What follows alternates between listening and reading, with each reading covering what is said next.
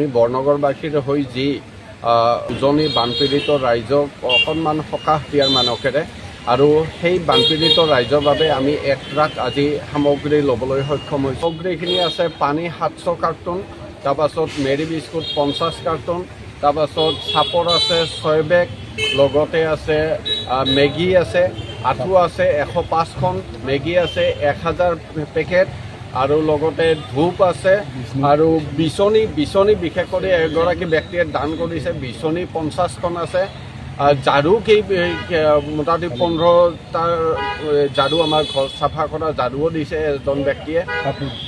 কাপোৰ দিছে বিৰজা বাইদেৱে, কাপোৰ মেখেলা চাদৰ, ফ্ৰক বা সৰু ল'ৰা ছোৱালী গেঞ্জি, তাৰপাছত ফ্ৰক দিছে, চুৰিদাৰ দিছে, এনেকৈ কাপোৰ ভালেকেইযোৰ গৈছে।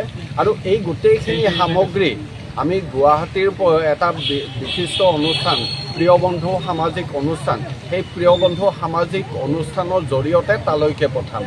আমি গুৱাহাটীলৈ তেওঁলোকক লৈ যাম, তেওঁলোকক তাত দিম গোটেই সামগ্ৰীখিনি। আৰু প্ৰিয় বন্ধুৰ যি RC বৰঠাকুৰ বাইদেৱে ইমানখিনি কষ্ট কৰি আছে, সেই বাইদেউৰ লগত আমাৰ সংযোগ হৈ আমাৰ গোটেই সামগ্ৰীখিনি তালৈকে পঠাব লৈছোঁ।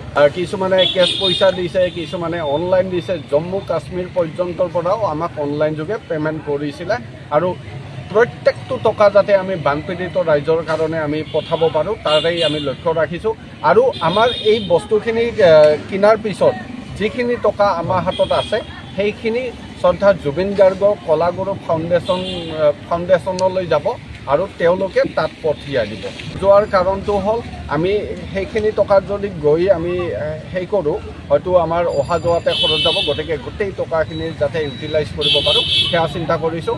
আৰু সকলোকে অশেষ ধন্যবাদ ইমানখিনি সহযোগিতা আগবঢ়াৰ বাবে। আৰু গাড়ীখন দিছে আমাক আমাৰ নীলাভ জ্যোতি আছে।